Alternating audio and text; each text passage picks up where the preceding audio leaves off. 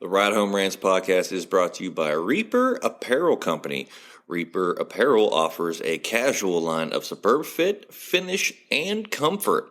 We design for those who refuse to die slowly and choose to live untamed. For those who aren't afraid to face the dark, for the ones that thrive in it, and for those who can appreciate life through a grim lens. That's Reaper Apparel Company. Go to the link in the description of this episode, use the promo code Mike Bono, and get 10% off. Also, the Ride Home Rants podcast is brought to you by my own personal merch store, the Stupid Should Hurt merch store. I have hats, I have t-shirts, hoodies, coffee mugs, water bottles, notebooks, you name it, I've got it.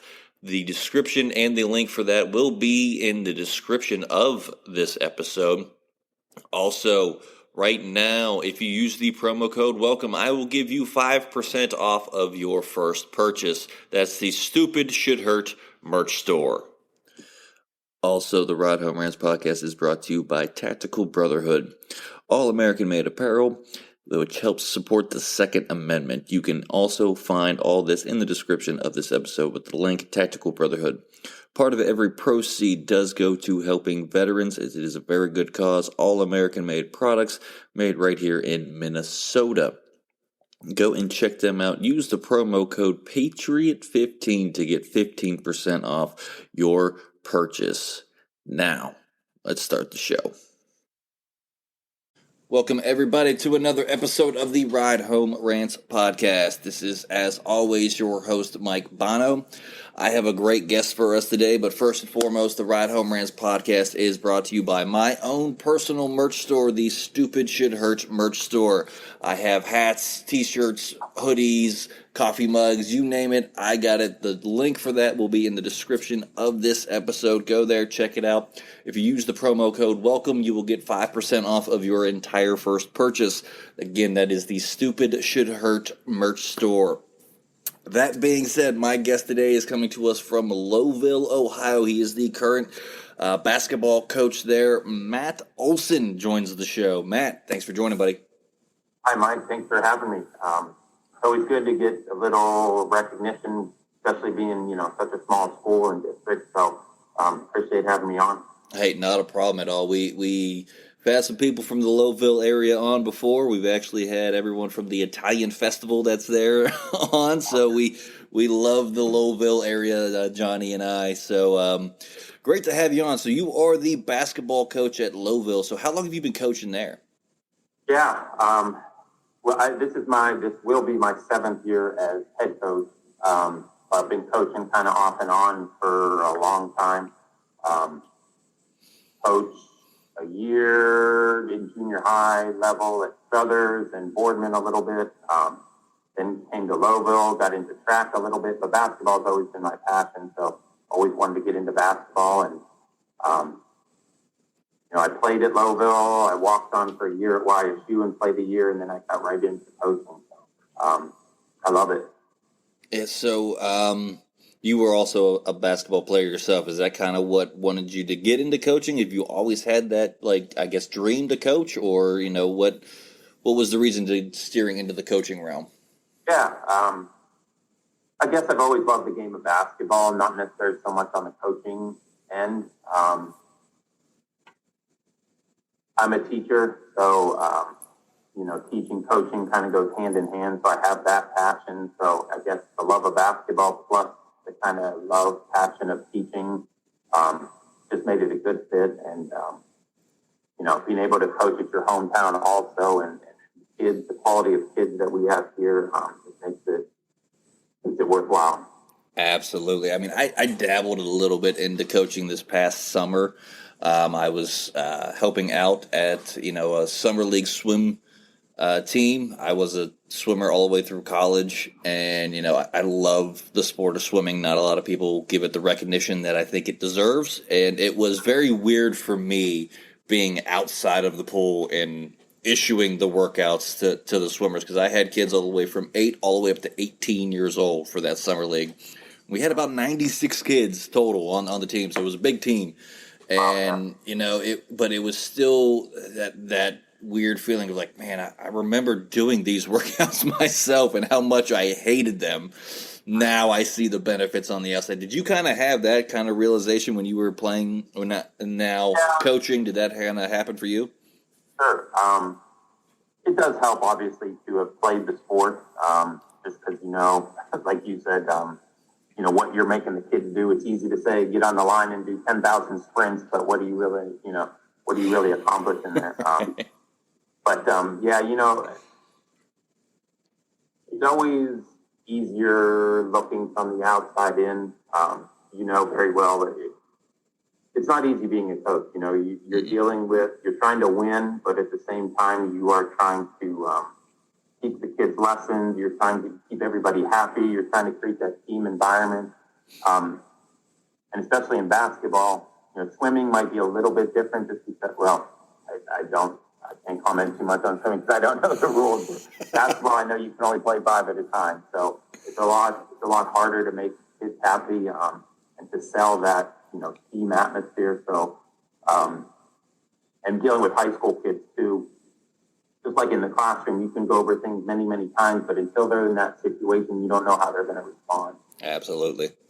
Yeah, I know that firsthand because when we were coaching, I was one of the assistant coaches, and they had me working with the high school kids just because of my swimming background and what they were looking to do. And you're right, you're not going to make everybody happy. I had one kid every meet, he would come up, why am I swimming these events? I want to work on what I'm going to swim when I get to high school and get into the high school, the team sport, not the summer league. I was like, yes, but you also want to be a well-rounded swimmer for what you're wanting to do. So we're going to work on the things that you're not good at here. That way it can make you better. I know you want to make districts in the 100 breaststroke, but you're a hundredth of a second away from that. We can knock that out in a week. We'll do that the last week. Right now, at the beginning of the season, we're going to work on your butterfly because it's bad. You know what I mean? So you had that every week. This kid was coming up to me. Why am I swimming this? Why am I doing that? Why? I was like, dude, trust the process. I'm telling you, you will thank me later. And he did. He thanked me at the end of the season like, wow, all of my times got better just from working on this one stroke because it made everything else stronger around it. I was like, yeah, see, I kind of did know what I was talking about when I was... I feel that because when I coach track, it's a lot easier for them to gauge their individual results, right? And how they're progressing, and they can work on their own personal best. But yeah, in a team sport, sometimes it's just tough. You get a kid that works harder than anybody on the team, but they just may not have that ability, or they're 4 feet tall, and it's just, it's hard. It's hard. You want to give them those opportunities because they work hard, but at the same time, you want to hurt the other guys out there. So there's that hard balance of winning, keeping everybody happy, but yeah, I enjoyed coaching track. I'm sure swimming just very similar. Just like I say, it's just easier for those individual athletes to go towards their individual goals. So, right. But it's fun. It was a lot of fun. And, I got to ask, how do you balance that? You are also the athletic director, too, as well, correct, at the junior high level, right? Or you were? I was. I don't do that anymore just because I can't really. There's not a lot of time for it. Everything's becoming, as you said with the AAU stuff, it's just like year round. Yep. And in our school, I can't have them year round, nor am I allowed to have them year round. But at Lowville, these kids are playing multiple sports. Most of my team is on the football team. So it makes it challenging. But yeah, it's if you're not working most of the year round, you get these teams and these players that are so focused on that one thing. It's tough. It's tough. Absolutely. I got a nephew that plays AAU basketball. He plays year round. He's a heck of a basketball player at 13 years old already. He's already almost close to the 10,000 bucket club in, here in Zanesville, Ohio. He's out there every time I go to their house. He's out front shooting hoops, and it's like, hey man, it's football season, right? And we're starting football season. You play football now. Like let's focus on that a little bit. And I don't understand you when you don't need to work anymore on basketball, my man. You're good enough. So I get it with these AAU leagues and everything like that. So that it's tough to get it, but at the same sense as a coach, are you happy that your players are kind of trying to stay in basketball shape year round and working on their game year round? Yeah, obviously, I would rather have them participating in something and doing something rather than sitting at home. You get the kids sometimes, I just know from teaching and seeing them all the time, they'll say, I'm not going to play football because I want to play basketball, but then they don't practice basketball either. They just go into their own, own world for a little while. So I think it's a positive that they play multiple sports, especially football. Toughen them up, get in the weight room. Obviously, we want to keep them healthy. We just had a kid, I think, that hurt his collarbone. He's a basketball guy, but obviously still earlier in the season. But yeah, I have no problem. Especially track too. Get them running, work on their speed. We have a team this year finally with some depth, which we don't have in a small school usually. But we want to run, we want to press. So track, cross country, that helps. That always helps develop those leg muscles. So yeah, I'm for it. Yeah, I got to ask. You mentioned it. I'm originally from West Virginia, so I am a Mountaineer fan. And the press Virginia. Did we model our team after that a little bit with wanting to press? Or? Yeah, it's possible. If I'm thinking correctly, Coach Huggins likes to run a 1-3-1. Yep. So we didn't do that last year, but we definitely could do some of that this year. You need some height to be able to do that, which we do have. Last year we had some smaller guys that just wasn't going to work well. So yeah, it's possible a little bit kind of like that style. Sure. Okay. I'll say. Can we say we're going to go for Pressville this year instead of Louisville? I'm okay with that. We will make that happen for you, Coach. I haven't in the 7 years. Like I said, my 7th year, I haven't been able to really do it. But we have a good senior class. 7 kids that have gotten some minutes. We have a nice junior class underneath them, and guys competing. Sometimes in a small school, you don't get that competition factor as much as you do in bigger schools. So, yeah, we want to run this year. We want to run teams off the floor. We want to use the guys on the bench. So yeah, I'm down. All right. We'll make that happen. I got to write that down for how we have the quotes and stuff on our shirts. All right, man. I'm glad I can help out in any way that I can for sure. So a little bit here because I know you're a little bit pressed for time here too as well, but you have a teaching background too as well. So what got you into teaching? Was it mainly the coaching aspect, or did you always want to become a teacher? Yeah, I always enjoyed learning and the education process, I guess. My first half year, I went to Youngstown State University. I just took kind of general classes, trying to figure it out. Had some family members that have taught. Always had the coaching thing kind of in the back of my mind, but that really wasn't, a deciding factor. Okay. But yeah, that passion was always there. I like being in the classroom. I like education. It took a while. I don't know so much now, but when I graduated, we won't say when because we don't want to say how old I am. But I get it. When I graduated, it was hard to find a job around here in Northeast Ohio, especially my certificate is 1 through 8. Now it's even concentrated more, like 6 to 8. But it was hard to find a job. So I was going all over the place, and I just happened to end up in my hometown, and love it now. I love it now. But I always kind of had the passion to teach. Took me a half a year to kind of declare that major, but once I was in, I knew I was in the right spot.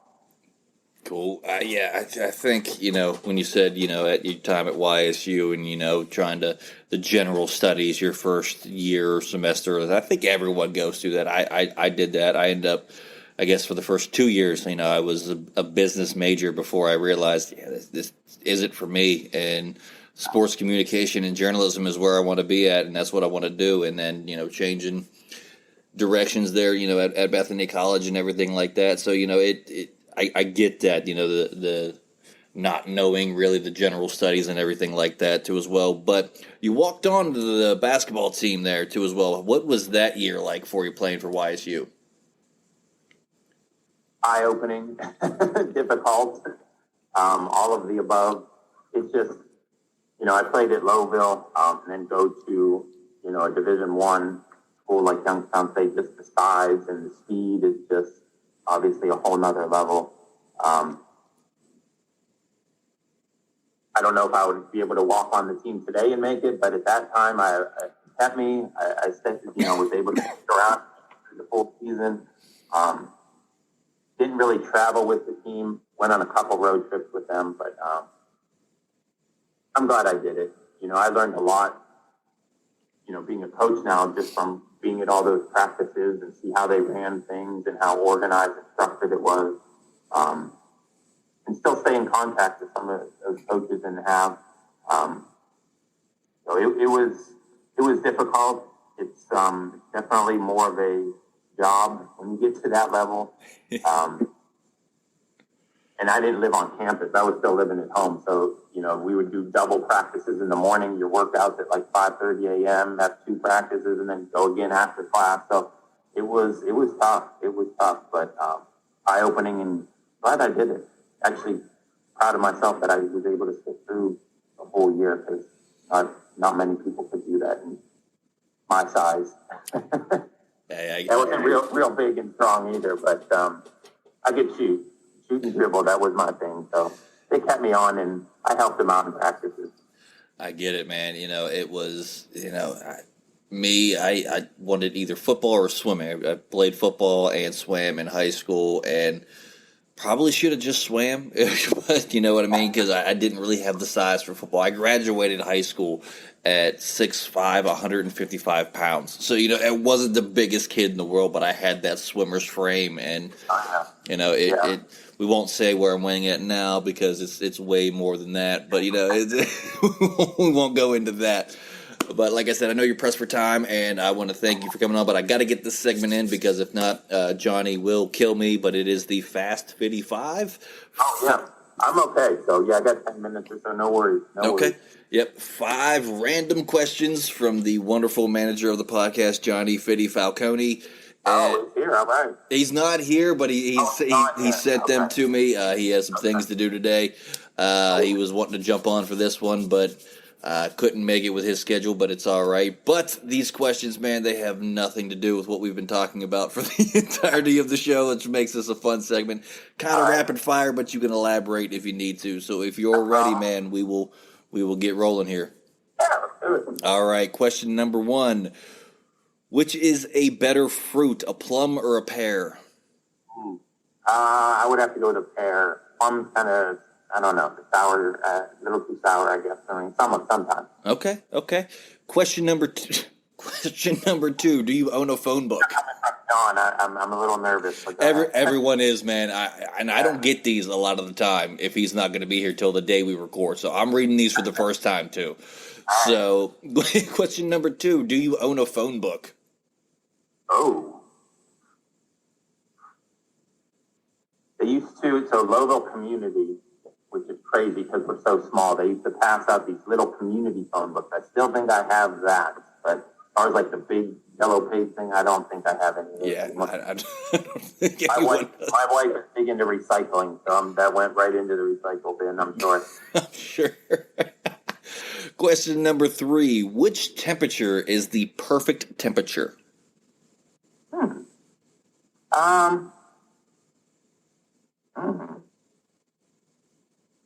would say mid-70s, I guess. Okay. Would be my ideal temp. Yeah, he's got some doozies. This. We went to Hawaii. It was like upper 70s, lower 80s every day. I'll take that if it's outside. Inside, a little cooler, but. Oh, absolutely. Every day of the week. All right. Question number 4. Which is your favorite season, fall, winter, spring, or summer? Oh, well, if we have a good basketball team, they'll be winning. Okay. If we're not talking basketball, it would probably be spring. Okay. I just like after the winter, the darkness, especially here in Ohio, get some sun back, and yeah. Absolutely. And last but not least, question number 5. Which is the better number, 49 or 16? Ooh, geez. I don't know where that one came from. 49 does nothing for me, so I'd have to say 16. I'm just thinking of a quarterback. I don't know why. Montana was 19 or was he 16? I don't know. But I'd have to go with 16. I don't know why that just sounds better to me. Yeah, I don't know. No, that's the first time he's had a question like that. Like just picking like random, like that's a good one from Vinny. I'd rather be 16-year-old than 49 there. How about that? Yeah, I agree with that for sure. All right, so like I said, we're running down near the end of the episode here. I give every guest this opportunity here, Matt, so I'm going to give you about a minute. The floor is yours. Anything you want to promote, whether it's the team, anything else you got going on, or even if it's just a good message. So, floor is yours, my man. Thanks, I appreciate it. Like I said, I appreciate you guys having me on. Lowville's a very small district, and we don't always get a lot of recognition, but we have a very good group of kids here. They work very hard. They earn everything that they get. Got seven seniors, like I said, on the basketball team. Got some nice classes underneath them. These guys have worked very hard to get where they're at. So, if anybody can tune in, most of our games are either they're on YSN, Youngstown Sports Network, usually. They have them televised or sometimes on the radio, but come see us play one game. Listen to us on the radio. We have a Facebook page. If you just look for Lowville Boys Basketball, you want to keep updated with us. But I'm very confident that if we stay healthy, it's going to be a fun season. And look forward to working with these kids again. And I think you'll see our passion and the kids' passion and how hard they work. Just give it a shot and give us, either come to a game or listen to a game.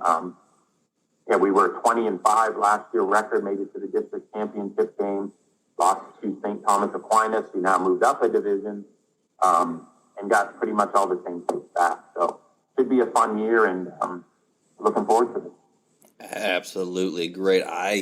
I do follow Lowville. We've had a lot of people from Lowville on the program here and on the show and everything like that. So I'm going to be keeping a close eye basketball season on you here, Coach. So look forward to the season coming up, and I will be rooting for Lowville this coming season for you. And that is going to do it for this week's episode of the Ride Home Rants podcast. Again, Matt Olson, thank you for joining. Really do appreciate you taking time out of your day to come on here to talk with us. But that is going to do it. And as always, if you like the show, be a friend, tell a friend. If you didn't, tell them anyways. They might like it just because you didn't. That's going to do it for me, and I will see y'all next week. The Ride Home Rants podcast is brought to you by W Energy. Energy drinks made for gamers, streamers, and podcasters alike. For gamers, streamers, and podcasters alike. Go to the link in the description where you can find the best energy drinks out there. Less caffeine than a cup of coffee. Also, no jitters and no crash afterwards. Use the promo code Mike Bono and get yourself 10% off. Also, the Ride Home Rants podcast is brought to you by my favorite sponsor of the show, and that is Shankit Golf. Golf apparel made for the everyday golfer. We might not go out and shoot a 6 under par. We're probably going to shoot a 6 over par, but this is going to give us the gear that's going to help us rock it on and off of the course. Go to the link in the bio, use the promo code Mike Bono, and get yourself 10% off there as well.